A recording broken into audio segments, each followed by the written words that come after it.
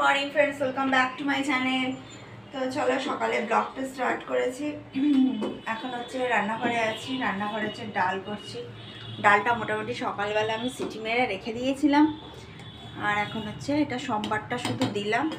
মেয়ে স্কুল চলে গেছে, মেয়ে যখন স্কুল গেছে তখনই আমি ডালটা সিটি মেরে দিয়েছিলাম, তখনই ঘর পর সেরে নিয়েছিলাম। তাহলে এক ঝলক তোমাদেরকে দেখিয়ে দিই। আমার ঘর পরিষ্কার হয়ে গেছে। এই দেখো, এটা আমার বেডরুম, এটা আমার কিচেন, এটা আমার হল রুম। তো এইগুলো সব পরিষ্কার হয়ে গেছে। আর চলো, আজ থেকে তোমরা দেখবে যে আমার ফ্ল্যাটে আমি কীভাবে লাইফস্টাইল লিড করি, থাকি না থাকি। চলো আমার লাইফস্টাইলটা তোমাদের সাথে শেয়ার করব। আশা করি ভিডিওটা তোমাদেরকে অনেক ভালো লাগবে, অনেক ভালো লাগবে। তো চলো স্টার্ট করেছি, অলরেডি স্টার্ট করে দিয়েছি, তোমরা দেখতেই পাচ্ছ।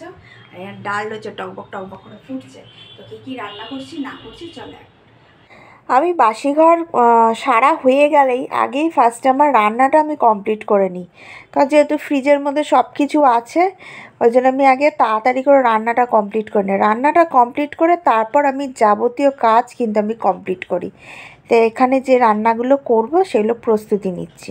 কেটে নিয়েছি, আর এবার হচ্ছে আমি এখানে শাক কাটা আছে, শাকটা করব।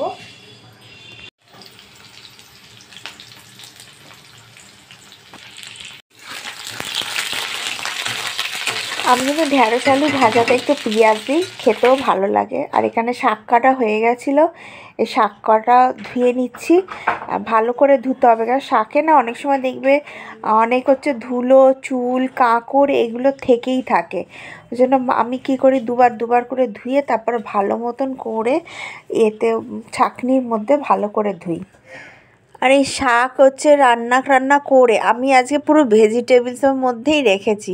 কারণ কি দেখো, একদিন আমরা যদি মাছ মাংস স্কিপ করি তাহলে বেশ মন্দই হয়, শরীরটাও ঠিক থাকে, তাই না? কিন্তু না, যেটা ভাবি সেটা কিন্তু হয়নি।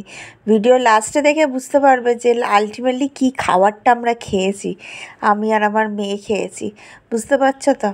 তো কিছু করার নেই, ওর লেট হয়ে গেছে স্কুল থেকে আসতে, সেটা পরেই তোমরা দেখতে পাবে। আর আমি এখানে ঢ্যাঁড়স ভাতে করেছিলাম। এই যে দেখো, ঢ্যাঁড়স ভাতেটা খাবো বলে, ভাতের সাথে গরম গরম ভাতের সাথে খাবো বলে আমি এখানে ঢ্যাঁড়স ভাতে করেছি।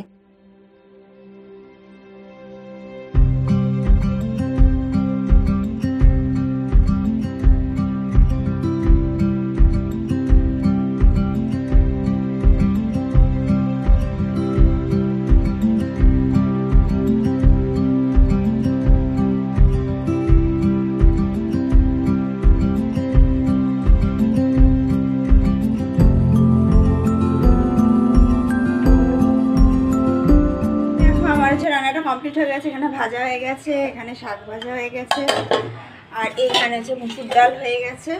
আর এবার হচ্ছে রান্নাঘরটা মোটামুটি পরিষ্কার করব। তো পরিষ্কার করাই হয়ে গেছে, অলরেডি করাই আছে, তো একটুখানি টাচ আপ করে নেবো, ব্যাস এগুলো ক্লিন করে নেবো, করে তারপর হচ্ছে যা কাজ করা যেটা করবো তোমরা তো দেখতে যেতে পারো, দেখবে। মেয়েকে একটু আনতে যাবো, একটু বাইরেও বেরোবো।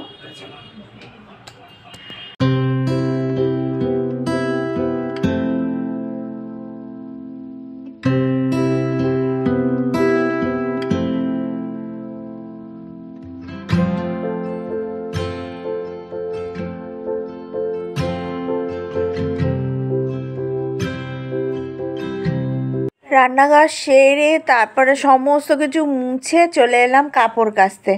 বুঝতেই পারছো, সারা দিনটা কিন্তু আমার কাজের মধ্যেই, ব্যস্ততার মধ্যে থাকে, একদম সারা দিনটা আমার কিন্তু হয়ে গেছি। দেখো, এই ড্রেসটা পরেছি, আর এখানে জামা কাপড়গুলো ছাদ থেকে নিয়ে চলে এসেছি। এখন কিন্তু আমি বেরোবো, ঠিক আছে? কারণ হচ্ছে আমার মেয়ে স্কুল যাব। তো চলো দেখো, ব্লগটা দেখো।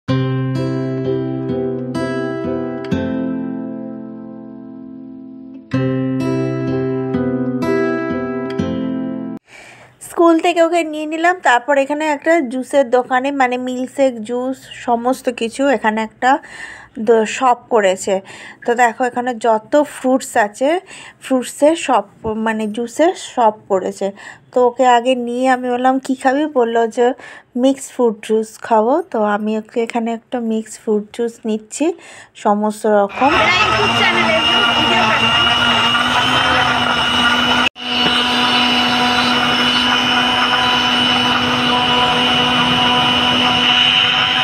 তারপর ওকে বললাম কী রে ভালো হয়েছে এটা খেতেও? বললো হ্যাঁ মা এটা ভালো হয়েছে। তো একে খাওয়ালাম, আমিও খেলাম, তারপর চলে এলাম ফাইনাল। ও বললো মা খুব জোর খিদে পেয়েছে। তো সামনে এখানে একটা নতুন দোকান হয়েছে আমাদের এখানে, বিরিয়ানির দোকান হয়েছে, হাজি বিরিয়ানির দোকান। তো ওখানে ঘোল দেখো, ঘোলটা হচ্ছে ব্যাপক খেতে। আর হচ্ছে চিকেন বিরিয়ানি নিলাম, 1 প্লেটই নিলাম, বেশ ভালো পরিমাণ দিয়েছে। আমরা দুজনে মিলে কিন্তু চিকেন বিরিয়ানিটা খেলাম। আমাদের একদম সামনেই আছে দোকানটা, একদমই সামনে। তো খুব জোর ওর খিদে পেয়েছে, বা বাচ্চা মানুষ না খাওয়ালে হবে না, খাইয়েটাই বাড়ি এলাম। খেলাম, কি করা যাবে, এবার হাঁড়িতে নিয়ে ফ্রিজে সমস্ত কিছু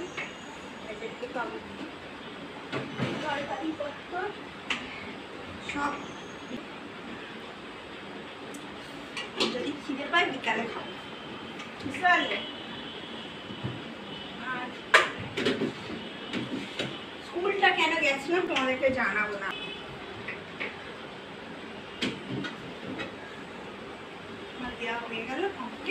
ও এসেই স্নানটা করে নিয়েছে, তাই তো বাবাই?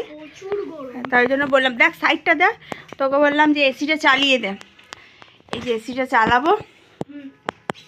আমার ছোট্ট ঘর, বেশি বড় না, ছোট্ট ফ্ল্যাট, তার মধ্যে আমি গুছিয়ে গাছিয়ে রাখি। আর আসার সময় আমাদের এখানে আলু কাবলি কাকু আলু দিচ্ছে, এখন তো খাবো না, ওই 4টের দিকে, এখন ঘড়িতে বাজে কটা বাজলো তো 2:30। ওকে আমি মানে স্কুল থেকে এলেই ওকে আমি ঘুম পাড়াই, তো ঘুমিয়ে পড়বে।